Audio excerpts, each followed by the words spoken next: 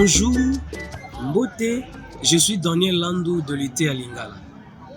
Aujourd'hui, je viens partager avec vous un nouveau vocabulaire, un nouveau mot vous permettant de mieux apprendre le Lingala et d'améliorer votre façon de parler et de comprendre le Lingala. Le mot que j'ai amené afin que nous puissions partager ensemble, c'est celui-ci.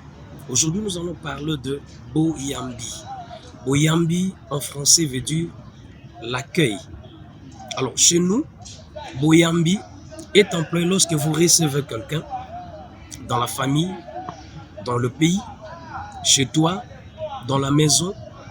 Le fait de recevoir des gens, de recevoir quelqu'un, cet acte-là s'appelle Boyambi. Alors, dans le Lingala général, Boyambi peut être dans le sens religieux, tout comme dans l'emploi général. Par exemple, pour quelqu'un qui a reçu une religion, qui a reçu une foi, un enseignement, une doctrine, celui-là dira Nazako batela Boyambi nangai. Cela veut dire ce que je reçu de l'enseignement, il parlera de Boyambi ou la foi.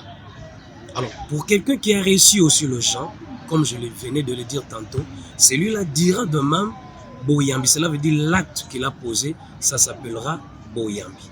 Mais encore d'autres mots allant dans le sens toujours de Boyambi. Par exemple, Koyamba. Koyamba là, ça devient un verbe. Dans les jours à venir, nous allons apprendre sur le verbe et nous allons mieux expliciter la différence entre le verbe et le vocabulaire que je venais de vous proposer, Boyambi. Alors aujourd'hui, nous restons dans le cadre de Boyambi qui signifie seulement l'action de recevoir, l'accueil. Par exemple, aujourd'hui, nous vous accueillons dans les programmes de Lingala et nous disons Boyambi na biso et pas inabino. Nous vous recevons et vous souhaitons Boyeyi Bolam. Voilà ce que nous avions à vous proposer pour aujourd'hui. Botika la malam, tout mon ami. Vous en voulez plus?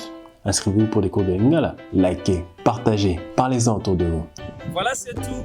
Bye bye, tout mon ami.